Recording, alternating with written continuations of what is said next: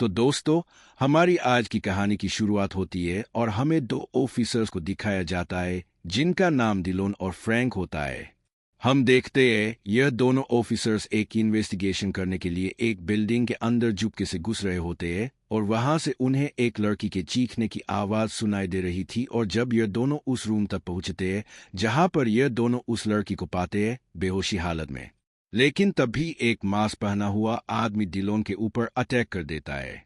लेकिन यहाँ पर डिलोन उसे खुद मारकर नीचे गिरा देता है, जिसके बाद डिलोन फौरन बैकअप के लिए वायरलेस करता है।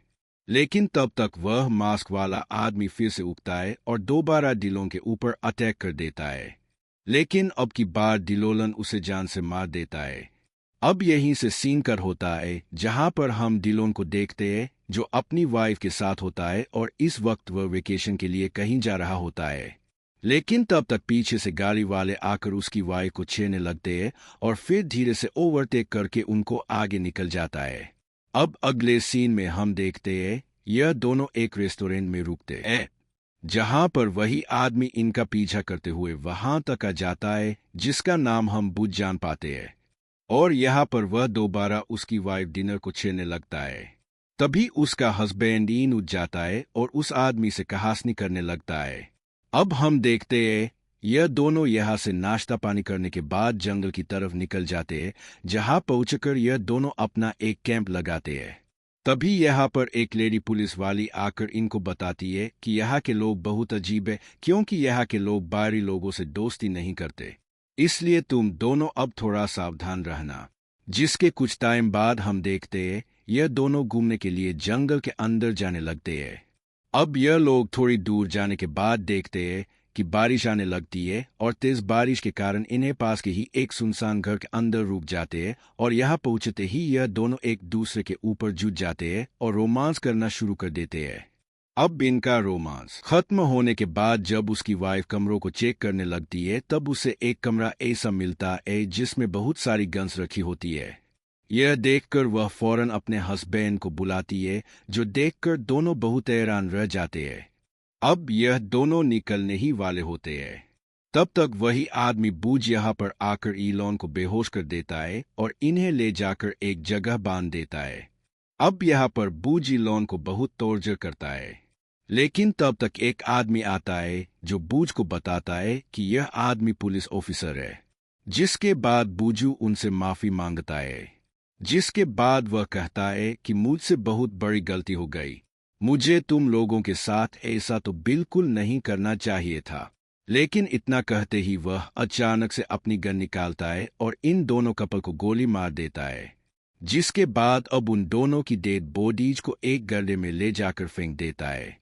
अब इसके इतना करने के बाद हमें एक फ्लैशबैक का सीन दिखाया जाता है जहां पर डिनर आर्मी की ट्रेनिंग ले रही होती है। यहाँ पर हमें दिखाया जाता है कि उसने बहुत हार्ड ट्रेनिंग की होती है, लेकिन तब तक उसकी आंख उसके कब्र में खुलती है जहां पर वह बच गई होती है क्योंकि गोली उसे छूकर निकल गई थी। जिसके बाद हम देखते हैं वह अपने हस्बैंड की डेड बॉडीज को मट्टी से अच्छे से तन देती है और फिर वही बैठकर रोने लगती है। अब अगले सीन में हम देखते हैं वह उस कैंप तक जाती है जहां पर उसके हस्बैंड ने उसके लिए कैंप लगाया था। अब यहाँ पर वह सोचती है कि आखिर वह इस जंगल में क्यों आई, क्योंकि ऐसा करने से उसके हस्बैंड की जान चली गई। लेकिन यहीं पर वह डिसाइड करती है कि यहाँ पर एक एक को वह नहीं छोड़ेगी। जो भी उसके हस्बैंड के खून के जिम्मेदार है उन्हें नहीं छोड़ेगी।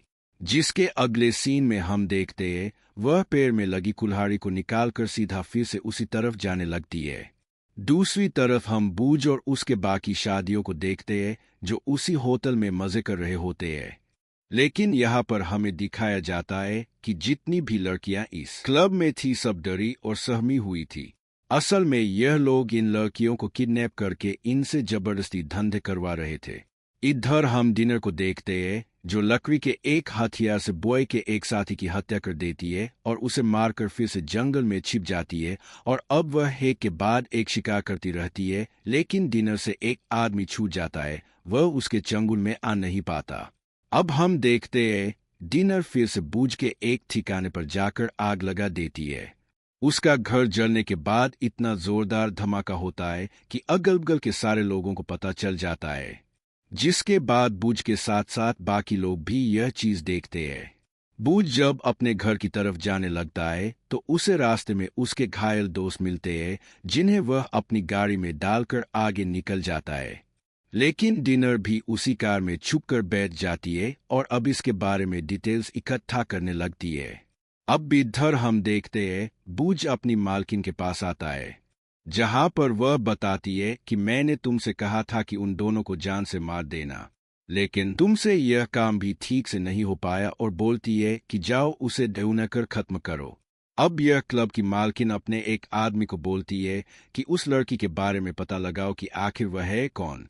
तब उसका आदमी उसे पता लगाकर बताता है कि वह एक आर्मी की रिटायर्ड है। इधर हम देखते हैं जिन जंगल में जाकर ट्रैप बना रही होती है। इधर हम कुछ आर्मी के जवानों को भी देखते हैं जो उसी जंगल में आते हैं और उन्हें वह डेड बॉडीज मिलती है। उस डेड बॉडी को देखकर यह लोग बोलते हैं कि यह सारी डेड बॉडीज उस क्लब वाली के आदमियों के हैं, क्योंकि यह उन्हीं का ही हुक्म चलता है। यह सुनने के बाद इनमें से एक आदमी, जिसका नाम सेरिफोक्स होता है, वह उस औरत से मिलना चाहता है। अब हम देखते हैं सेरिफोक्स उस औरत से मिलने के लिए जाने लगता है, लेकिन उसके कंट्रोल रूम वाली औरत उस औरत को जाकर फोन कर देती है कि हमारा एक आदमी तुमसे मिलने जा रहा है। जिसके बाद हम देखते हैं सेरिफोक्स उसके बाकी साथी उस औरत से जाकर मिलते हैं और उनके साथियों की मौत के बारे में बताते हैं, जिस पर वह औरत बताती है कि उन्होंने खुद ही अपने आप को मार डाला है। अब हम देखते हैं बॉय अपने कुछ साथियों के साथ घर के बाहर शराब पीकर सो रहा होता है, लेकिन जब वह उठकर घर में जाता है तो वहां पर पहले से ही डिनर में मौजूद होती है और यहाँ पर वह अचानक से बॉय पर अटैक करके उसे बहुत बुरी मौत मारती है। अब हम देखते हैं सुबह हो चली थी, लेकिन डिनर यहीं पर छुपी हुई थी और वह देखती है कि बुज का एक साथी एक लड़की को घसीटता हुआ घर के अंदर लेकर जा रहा है और उसे ले जाकर कुछ और लड़कियों के साथ बंद कर देता है।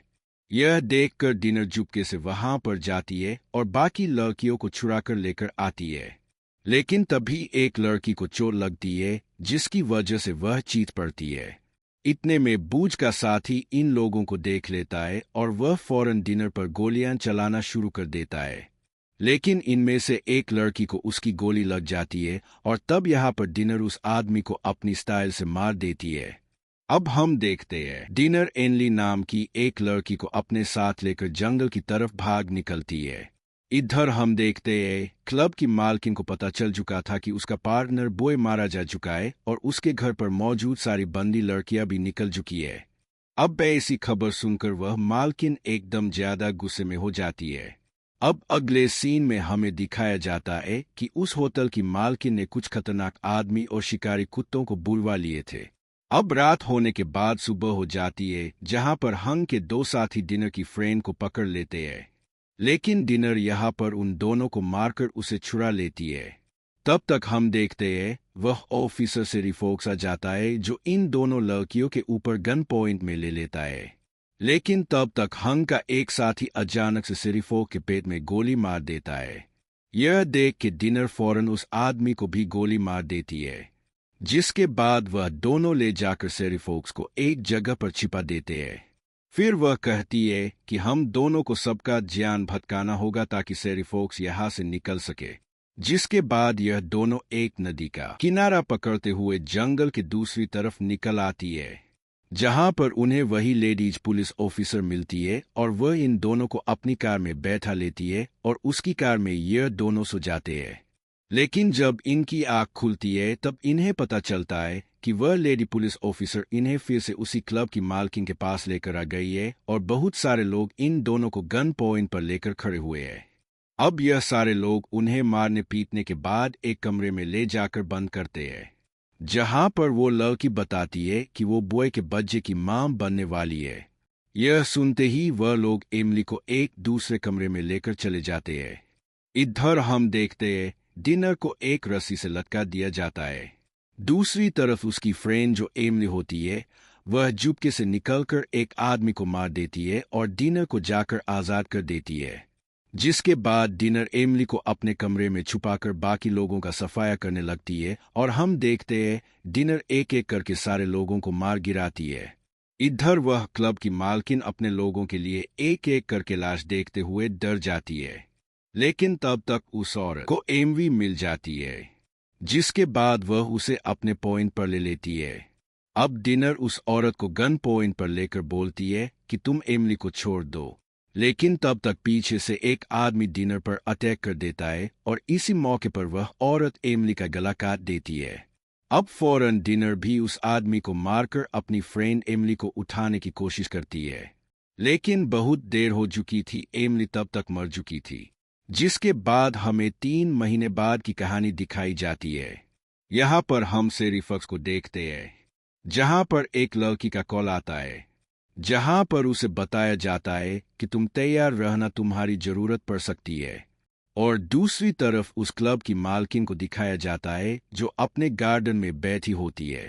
तभी उसके पास एक मैसेज आता है कि आज न्याय का दिन है, और तब तक उसके माथे में एक गोली आकर घुस जाती है। और इसी दौरान हमें जंगल में डिनर को स्नाइपर गन के साथ दिखाया जाता है। अब हम देखते हैं डिनर इन सब को मारने के बाद अपनी राइफल को अपनी गाड़ी में रख के वहां से फौरन निकल जाती है, और बस इसी को दिखाते हुए इस कहानी का यहीं पर एंड हो जाता।